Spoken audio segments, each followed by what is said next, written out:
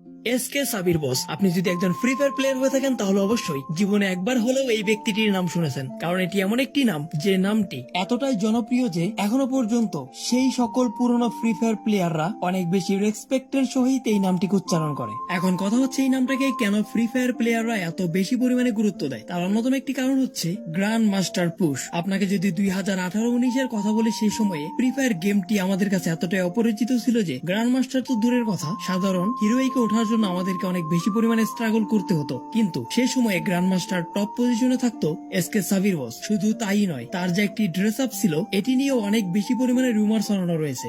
এমনটাও ধারণা করা হয় গ্যানা ফ্রি ফায়ারের পক্ষ থেকে এসকে সাবির বসকে নাকি এই ড্রেস আপটাকে গিফট করা হয়েছিল। তারও পাশাপাশি একজন বাঙালি যে পুরো ইন্ডিয়ান সার্ভারে এত বেশি পরিমাণে জনপ্রিয় ছিল যে তার একটি নামের উপরে ভিত্তি করে কয়েক হাজার ভিডিও মেক করা হয়েছে। এসকে সাবির বস মূলত কলকাতা থেকে বিলং করে। তারও পাশাপাশি সে কিন্তু বাংলা ভাষায় কথা বলতে পারে, সেজন্য সে বাঙালিদের কাছে আরো বেশি পরিমাণে জনপ্রিয় হয়ে ওঠে। এসকে সাবির বস যদি কোনো একটি ম্যাচে পড়তো, সেক্ষেত্রে প্রত্যেকটা ব্যক্তি তার অবজার্ভে বসে থাকার চেষ্টা করতে এবং দেখার চেষ্টা করতো এসকে সাবির কিভাবে গেম খেলে, এবং সেগুলোর স্ক্রিনশট নিয়ে তাদের প্রোফাইল, ফেসবুক, এমনকি ইউটিউব ভিডিও পর্যন্ত মেক করতো। শুধু তাই নয়, এসকে সাবির বসের ড্রেস আপ নিয়ে সব থেকে বড় যে মিথ, যেটি আমি আগে আপনাদেরকে বলেছি, ধারণা করা হয় তাকে নাকি গ্যারানা অফিসিয়াল ভাবে এই ড্রেস আপটি, অর্থাৎ জেলখানার যে ড্রেস আপটি দেখতে পাচ্ছেন, এটি গিফট করেছে। এই ব্যাপারটি নিয়ে এখনো পর্যন্ত নির্দিষ্ট কোনো সঠিক তথ্য পাওয়া যায় নাই। তবে এই ড্রেস আপটা কিন্তু স্টোরে অ্যাভেলেবেল ছিল, কিন্তু স্টোরে অ্যাভেলেবেল থাকার পরেও কেন তার ড্রেস আপটা এত বেশি পরিমাণে জনপ্রিয় এবং রেয়ার হলো? কারণ আপনি যদি স্টোরে পেতেনও, সেক্ষেত্রে আপনি কখনোই পার্মানেন্টলি পাওয়ার কোনো সুযোগ সুবিধা ছিল না। কারণ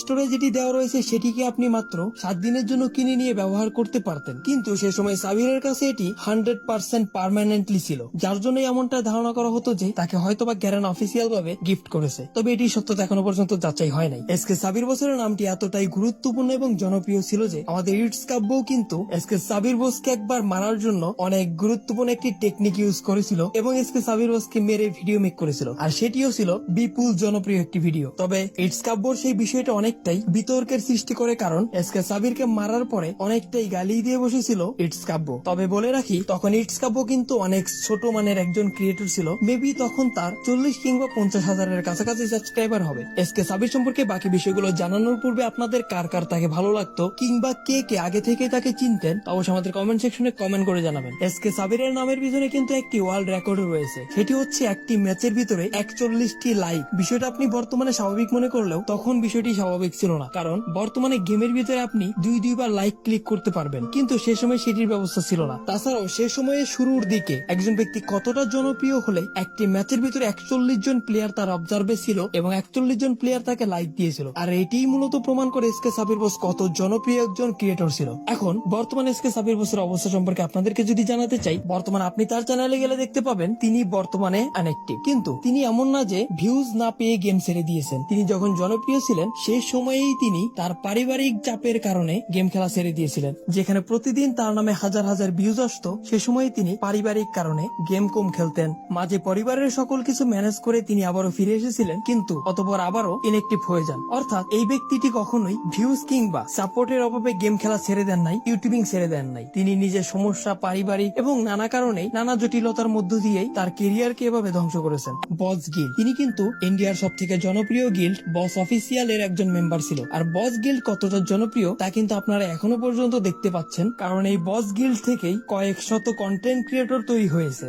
তবে এই বস গিল্ড কিন্তু তৈরি করেছিল জিক্স বস। এই নামটি হয়তো আপনারা যারা যারা পুরনো প্লেয়ার রয়েছেন তাদের কাছে পরিচিত মনে হতে পারে। জিক্স বসের কাহিনী হচ্ছে আরো বেশি ইন্টারেস্টিং। জিক্স বস শুরুর দিকে ফ্রি ফায়ার গেমটির একটি কমিউনিটি তৈরি করেন, যার নাম দেন বস। আর সে সময় শুরুর দিকে সেই রকমের কোনো প্লেয়ার না থাকায় ব্যাপক জনপ্রিয়তা অর্জন করে বস গিল্ড। তাদের জনপ্রিয়তা কিন্তু এখনো কমে নাই। জনপ্রিয়তার সাথে সাথে জিক্স বস তার জনপ্রিয়তাকে আরো বেশি বাড়ানোর জন্য প্রতিনিয়ত কন্টেন্ট ক্রিয়েটর তৈরি করতে থাকে।